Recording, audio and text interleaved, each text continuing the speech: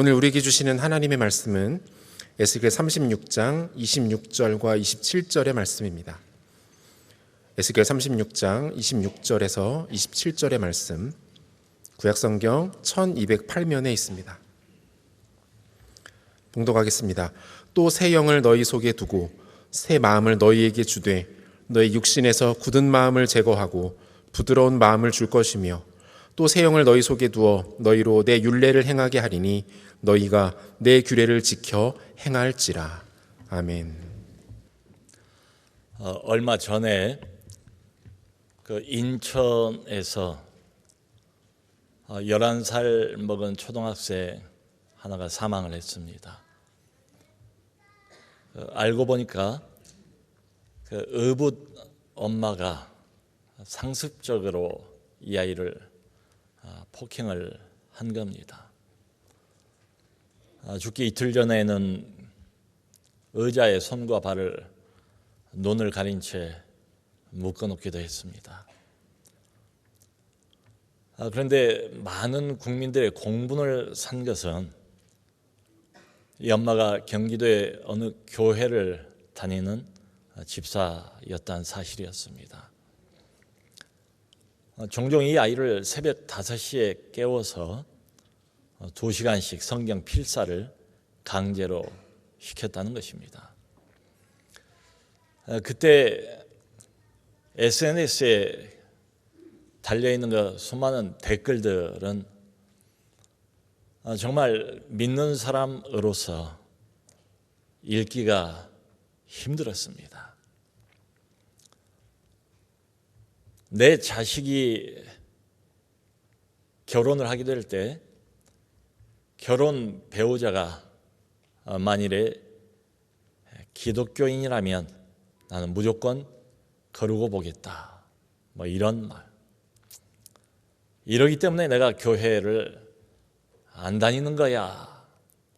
자신이 교회를 안 나가는 걸 아주 떳떳하게 정당화시키기도 했습니다.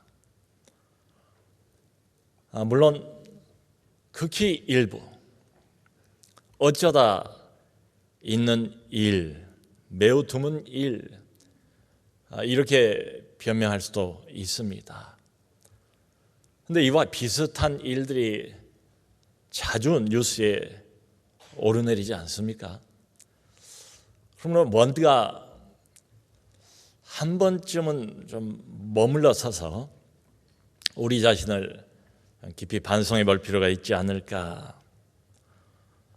비록 시대적인 간격은 있지만 오늘 본문 에스겔서 36장에 나와 있는 하나님의 백성들의 상태는 아주 심각합니다. 각종 우상 숭배, 불순종, 그리고 도덕적인 부패와 타락. 이게 얼마나 심했던지 하나님께서 심판하지 않을 수가 없었답니다. 이미 북왕국 이스라엘은 사라져버린 지가 꽤 오래됐습니다. 하나 덜렁 남은 남왕국 유다마저도 결국은 하나님의 심판을 받고 멸망하고 맙니다. 그러므로 오늘 이 에스겔 이 내용을 기록한 선지자 에스겔은 어디에서 지금 예언을 하고 있는가 하면 바로 바벨론 그발 강가입니다. 예언을 하는 대상이 누군가 하면 이미 나라는 망해버렸고 바벨론의 포로로 끌려간 이스라엘 백성들을 향해서 예언을 하고 있습니다. 이 선지자를 통해서 하나님께서 이런 말씀을 하세요.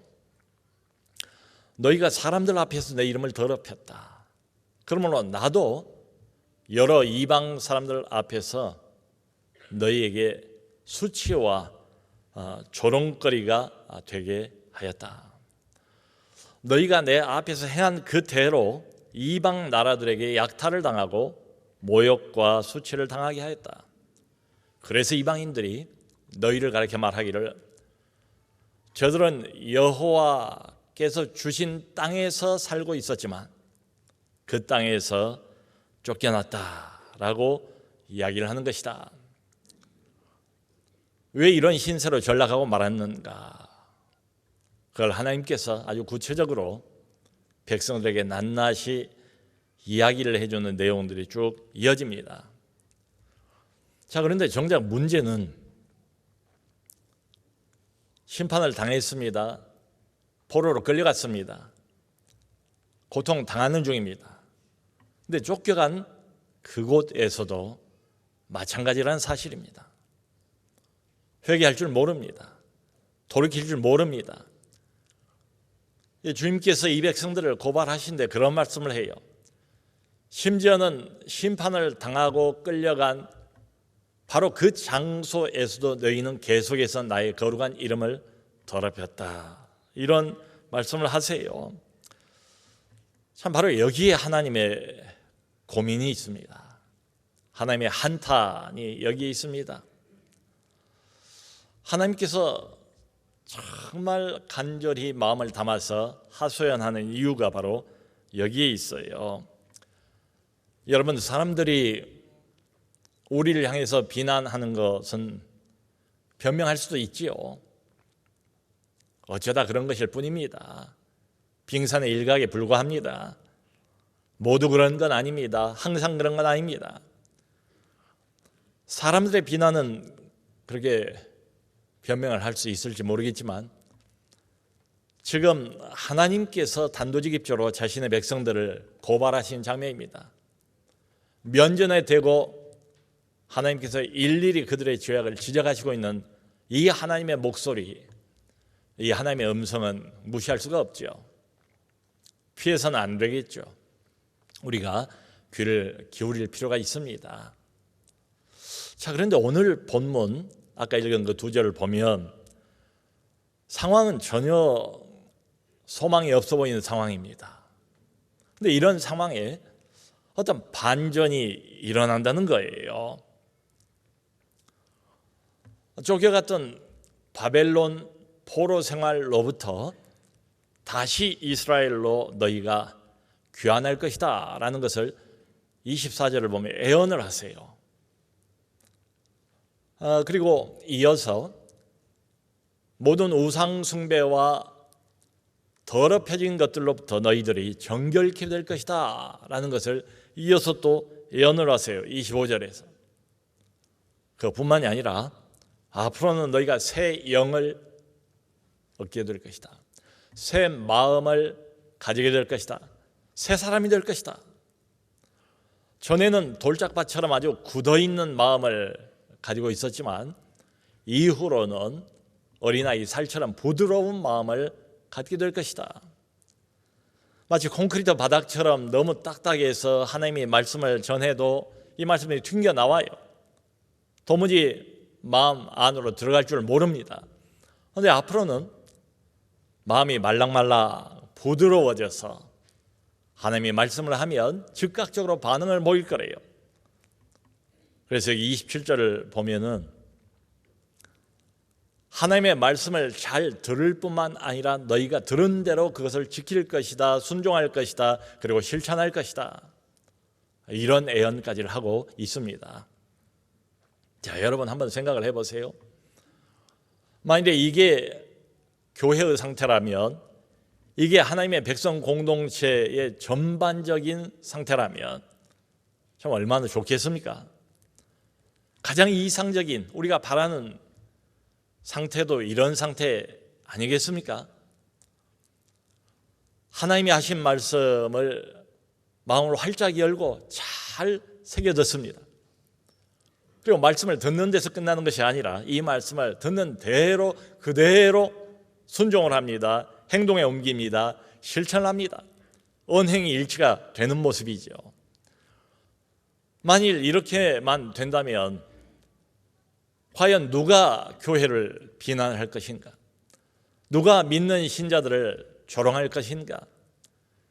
교회와 하나님의 백성들을 향해서 함부로 말할 수 있는 사람은 아무도 없을 거예요. 여러분, 성경을 보면 초대교회 신자들이 이와 같지 않았습니까? 그저 극소수의 사람들만 믿기 시작했습니다. 주변에 안 믿는 사람들이 대부분이었어요. 그런데 불신자들이라 할지라도 예수를 믿는 그 사람들, 하나님의 백성들을 신뢰하지 않습니까? 존경을 보내지 않습니까? 그들을 칭찬하지 않습니까? 제가 알고 있는 지인 목사님, 그분은 과거에 농촌 지역에서 단연간 목회를 하셨습니다. 근데 지역이 농촌이다 보니까 이분이 교회 안에만 머물러 있는 게 아니었어요. 농촌에 일이 얼마나 많습니까? 사람들은 점점 없어지는데 해야 할 일은 언제든지 쌓여 있지요. 그래서 이분이 밖으로 나갔답니다. 농사일로 한참 바쁘고 밭일로 한참 바쁜 사람들 누구를 막론하고 가서 도와준 거예요. 그러지 않을 때는 음료수를 들고 다니면서 농사일, 밭일, 땀을 뻘뻘 흘리면서 일하고 있는 그 마을 사람들에게 음료수 하나를 건네주면서 그들을 격려하고 함께 소통을 계속해 왔습니다. 꾸준히 몇 년을 이렇게 해오다 보니까 목사가 그 마을의 친구처럼 됐어요. 교회가 지역사회와 동떨어진 이런 집단이 아니라 그 지역사회에 마치 친구와 같이 되더랍니다. 하나님의 인도하심을 따라서 거기를 떠나서 다른 데로 옮기게 되었습니다. 근데 이 목사님이 그 장소를 떠나려고 할 때 많은 마을 사람들이 나와서 참 잊을 수 없는 이야기를 해주더래요. 나는 교회를 안 나가지만 목사님의 교회가, 이 교회가 언제까지나 내내 우리 마을에 꼭 있었으면 좋겠습니다. 여러분, 이거야말로 우리가 들을 수 있는 가장 큰 칭찬이 아닐까요? 나는 교회를 안 나가지만 우리 아파트에 저 사람은 꼭 있었으면 좋겠습니다. 나는 신앙생활을 안 하지만 저 사람이 꼭 내 이웃으로 머물러 있었으면 좋겠습니다. 나는 아직 교회를 나가본 적이 없지만은 저 사람은 꼭 우리 회사에 필요한 사람입니다. 우리 학교에 꼭 필요한 사람입니다. 이거야말로 우리가 바라고 목표로 해야 되는 칭찬이 아닐까. 그런데 여러분, 이상하게도 에스겔서 36장 오늘 본문을 보면 가장 소망이 없는 상황인데 반전이 일어난다는 거예요. 그 일이 가능해진다는 겁니다. 상황이 역전이 되는 겁니다. 그러니까 궁금하지 않을 수가 없습니다. 도대체 무슨 일이 벌어지는 것인가? 포로로 끌려간 그 백성들이 갑자기 결심을 하는 것인가? 애를 쓰기 시작한 것인가? 정신을 차리는 것인가? 아니면 그 포로들이 예루살렘으로 다시 귀환을 한다고 하는데 갑자기 국지의 정세가 달라지는 것인가? 여러분, 성경을 보면 아무것도 달라진 것은 없어요. 그 백성들 꿈쩍도 안 합니다. 여전히 그 상태 그대로입니다. 국지의 정세, 여전히 유대인들은 바벨론의 포로에 불과합니다. 오직 달라진 것 하나가 있다면 하나님의 마음이 달라져요. 하나님이 그런 말씀을 하세요. 에스겔을 통해서. 하나님 자신의 이름과 명예를 회복하기 위해서 내가 내 백성들을 새롭게 만들겠다. 그러니까 이방 사람들이 유대인들이 끌려가는 모습을 보면서 그렇게 조롱을 했답니다. 저들이 섬기는 여호와라는 신은 자기 백성을 제대로 지키지도 못하는 신이구나. 구원하지도 못하고 그저 무능력에 빠져있는 그런 신에 불과하구나. 좁은 유대 땅에서는 좀 세력을 행사할지 모르지만 저 바벨론으로 끌려가 버린 걸 보니까 다른 곳에서는 조금도 힘을 쓰지를 못하는 그저 보잘것없는 지역신에 불과하다. 이런 식으로 이방인들이 하나님을 조롱을 했습니다. 하나님이 그 말씀을, 그 이야기를 다 들으셨습니다. 그래서 하나님께서 앞으로 패턴을 바꾸겠대요. 자신의 명예를 회복하기 위해서, 땅에 떨어져 버린 자신의 영광을 하나님이 회복하기 위해서 먼저 자신을 대변하는 하나님의 백성들. 여러분, 사람들이 하나님을 어떻게 알겠습니까? 교회 바깥에 있는 사람들, 이방 사람들은 하나님이 누군지 몰라요. 눈에 보이는 소위 하나님을 믿는다는 사람들을 보면서 하나님을 알게 되죠. 그러므로 나를 대변하는 내 백성들을 다시 회복을 시켜서 하나님 자신의 명예를 새롭게 하겠다, 이런 말씀을 하세요. 하면서 22절에 이렇게 못을 박습니다. 내가 이렇게 행함은 너희를 위함이 아니요 너희가 더럽힌 나의 거룩한 이름을 위함이라. 너희들이 이뻐서 내가 이런 짓을 하는 게 아니다.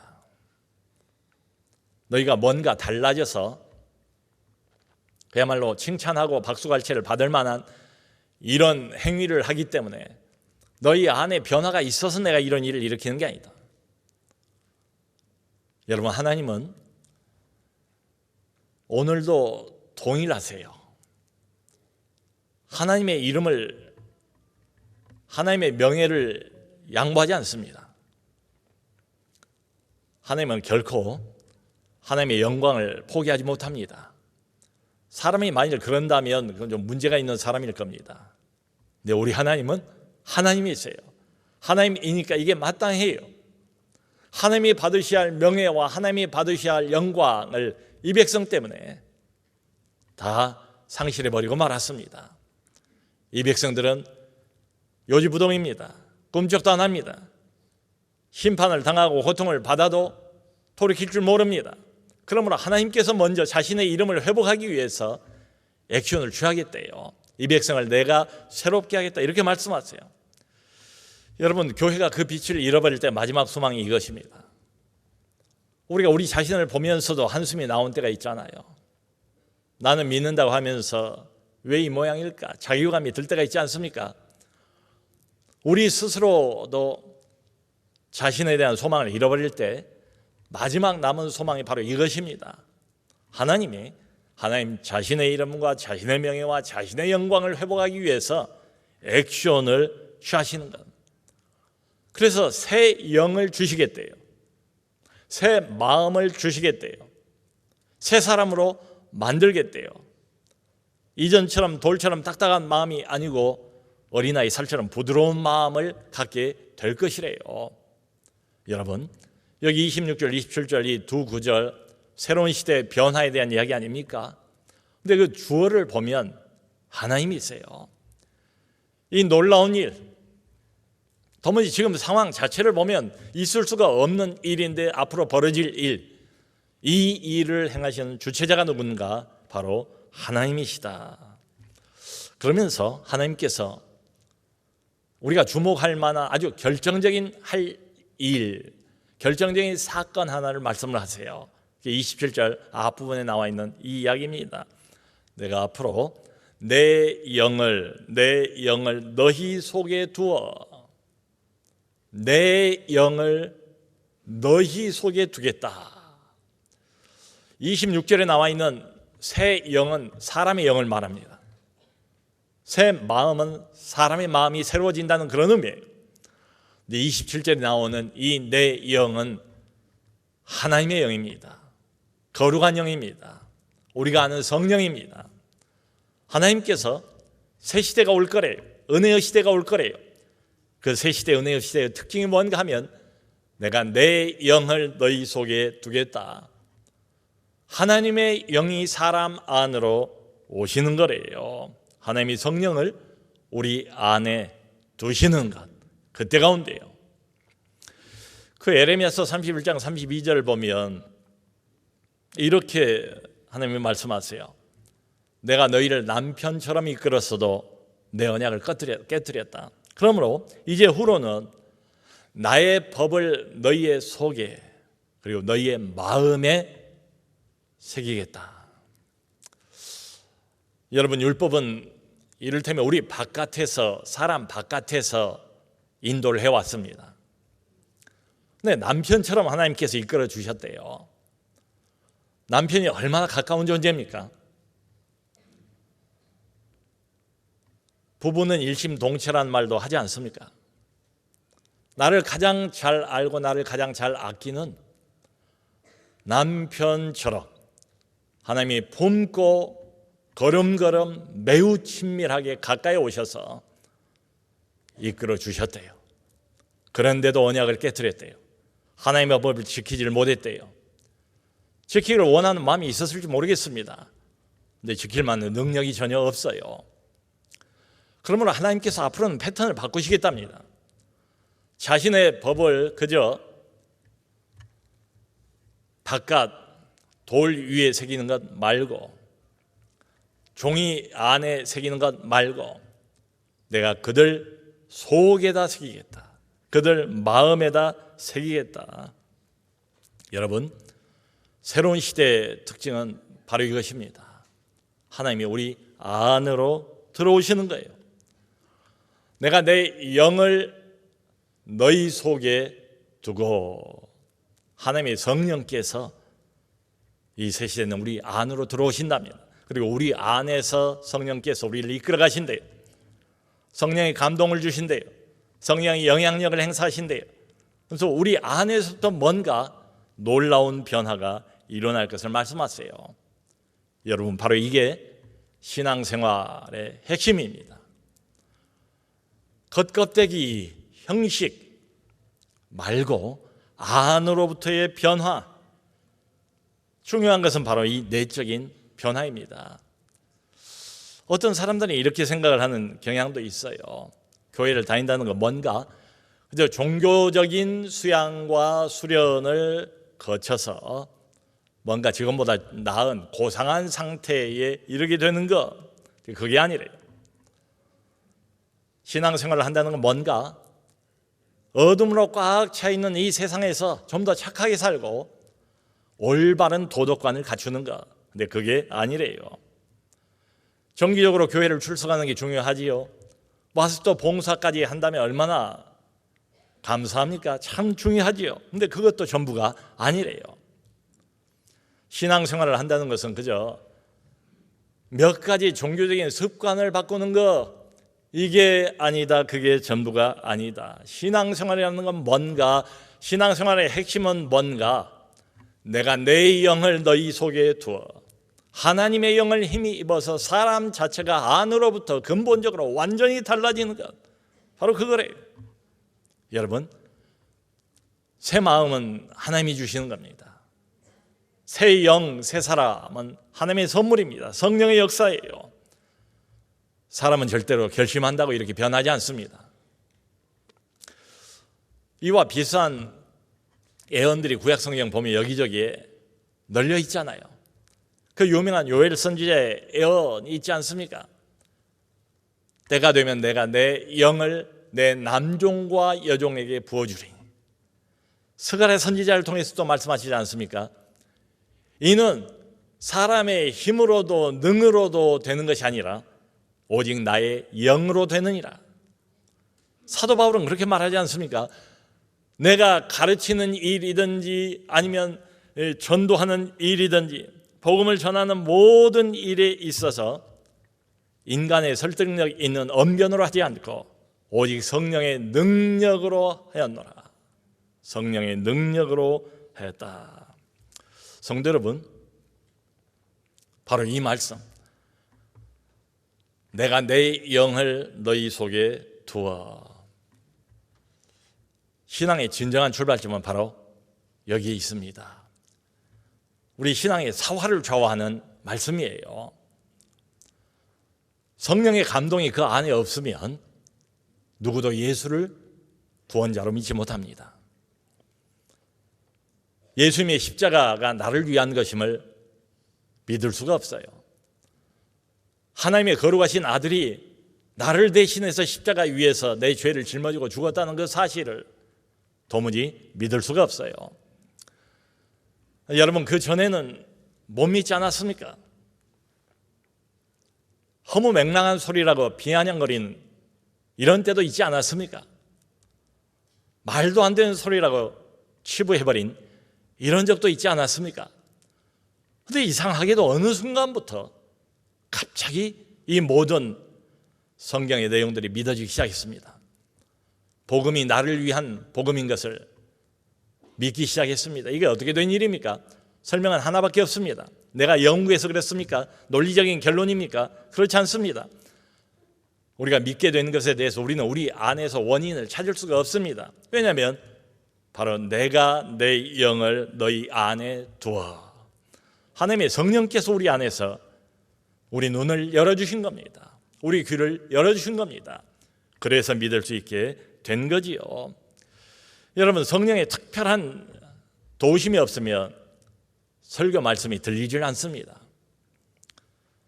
성령의 간섭과 성령의 감동하심이 없으면 설교처럼 지루한 게 없어요.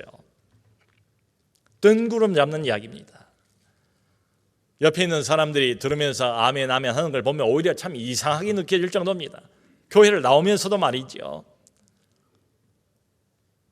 설교자가 무슨 이야기를 힘주어 이야기를 해도 나하고는 전혀 상관이 없는 이야기처럼 그렇게만 들릴 뿐이에요. 성령이 오시면 달라집니다. 갑자기 마음이 열리고 귀가 열리고 하나님의 말씀이 들리기 시작해요. 여러분, 영적인 싸움이라는 말을 하지 않습니까? 우리가 예수를 진정으로 믿고 나면 그때부터 본격적인 영적 전투가 시작이 된대요. 성령의 도우심이 아니면 영적 싸움은 불가능합니다. 시작해보기도 어려워요. 백전백패입니다. 모세가 출애굽을 해서 아말렉 군대하고 전쟁이 붙지 않습니까? 산 위로 올라가서 모세가 손을 들면 이스라엘 백성이 이기고, 모세가 손을 내리면 영락없이 이스라엘 백성들이 패배를 하지 않습니까? 이게 무엇을 보여주겠습니까? 우리 안에 계신 성령의 능력을 힘입으면 우리도 영적 싸움에서 승리할 수 있어요. 근데 성령의 도우심이 없으면 백전백패입니다. 싸워보나 마나예요. 여러분, 교회의 역사는 장구한 역사 가운데 일어난 어떤 사실들, 팩트들을 기록하고 있지 않겠습니까? 이 교회 역사 가운데 성령이 물붓듯이 부어진 때가 있습니다. 내가 내 영을 저들 속에 두어 물붓듯이 하나님이 한꺼번에 부으신 때가 있어요. 이게 바로 부흥의 때입니다. 대개 부흥의 때는 상황이 어떤가 보면 영적인 암흑기입니다. 여기 바벨론의 포로 상황처럼 영적인 타락, 도덕적인 부패, 이렇게 해서 하나님의 교회와 하나님의 백성들이 극도의 침체기를 맞고 있는 때가 바로 그런 때예요. 그러니까 이런 때는 하나님은 더 이상 살아계신 것처럼 느껴지지가 않습니다. 교회는 일종의 종교기관에 불과한 것처럼 그렇게만 생각이 됩니다.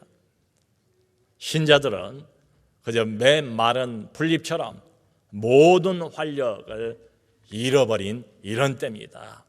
이런 때에 내가 내 영을 그들 속에 두어, 하나님께서 하나님의 영을 갑자기 한꺼번에 부으십니다. 그게 부흥이에요. 여러분, 하나님의 영께서, 거룩한 하나님의 성령께서 이 땅을 찾아오시고 사람들 안으로 들어오시게 되면 희한한 일들이 일어나요. 자신들의 죄를 그때야 비로소 진정으로 애통해야 합니다. 그 전에는 죄가 죄인 줄을 몰라요. 도덕적인 관점에서 죄를 말하는 게 아니에요. 살아계신 전능자 하나님의 불꽃 같은 눈 앞에서 내가 얼마나 큰 죄인인가, 그걸 아주 명명백백하게 보게 됩니다. 그래서 진정으로 애통해요. 부흥의 시대를 보면 제 말이 아니고 기록이 되어 있는 사실들, 팩트들을 보면 술집들이 문을 닫습니다. 사람들이 안 가니까. 오락이 다 끊어지고 맙니다. 당파 싸움들이 다 그쳐져요. 법원에 법관이 할 일이 없어집니다. 사건 사고가 없으니까 말이지요. 그러면서 사람들은 그 어느 때보다도 자신의 영혼 문제에 대해서 진지한 관심을 갖게 됩니다. 교회에 사람들이 몰립니다. 그리고 이 사람들이 예배를 2시간, 3시간을 드리고 난 뒤에도 집으로 돌아갈 줄 모릅니다. 그 자리에 많은 사람들이 그대로 엎드려서 수시간씩 기도에 몰입하는 이런 일들이 다반사로 일어나게 됩니다. 바로 이런 때야말로 하늘의 문이 열리는 때입니다. 환희가 넘치는 때, 기쁨이 넘치는 때가 바로 이런 때예요. 여러분, 이렇게 해서 하나님의 영이 오실 때에 예배는 예배가 됩니다. 찬양은 찬양이 됩니다. 너나 할 것 없이 모든 사람이 우리 안에서 역사하시고 우리 안에서 움직이시고 우리 한가운데서 이 예배를 주관하시고 운행하시는 성령의 능력을 힘입어서 모두가 살아계신 하나님의 임재를 맛보게 됩니다. 성도 여러분, 성령이 없이는 우리는 아무것도 못합니다. 성령이 없이는 신앙생활 출발을 하지도 못합니다. 아니, 성령이 없다면 우리는 아무것도 아닙니다. 이 새로운 시대가 사람들의 노력이겠습니까? 사람들의 계획이겠습니까? 그럴 수 없습니다. 오직 한 가지입니다.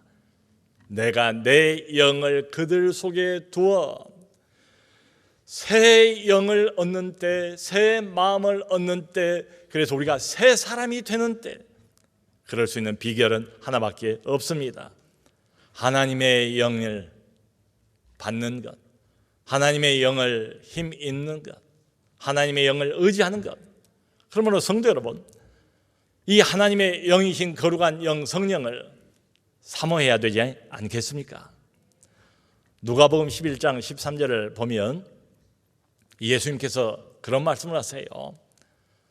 악한 자라도 자기 자식에게는 좋은 것으로 줄 알거든 하물며 하늘의 아버지께서 구하는 자에게 성령을 주시지 않겠느냐. 성령을 주시지 않겠느냐. 사랑하는 성도 여러분, 성령을 사모하십시오. 성령을 구하십시오. 하나님이여, 나의 연약함을 아시지 않습니까? 하나님, 아무리 애를 써도 내 힘으로는 주의 말씀을 순종하기가 불가능합니다. 금방 한계 상황에 부딪힙니다. 조금만 방심하면 여지없이 시험에 빠지고 맙니다. 이런 나를, 이런 연약한 저를 하나님이 너무 잘 아시지 않습니까? 그러므로 주여, 내가 내 영을 너희 속에 두어 이 약속의 말씀처럼 성령을 부어 주옵소서. 성령으로 충만케 하여 주옵소서. 물 붓듯이 성령을 부어 주옵소서. 그 성령을 힘입어 승리하게 하여 주옵소서. 성령을 사모하시고 성령을 구하시고 성령을 힘입어 승리하는 우리 모두가 될 수 있기를 주님의 이름으로 축원합니다.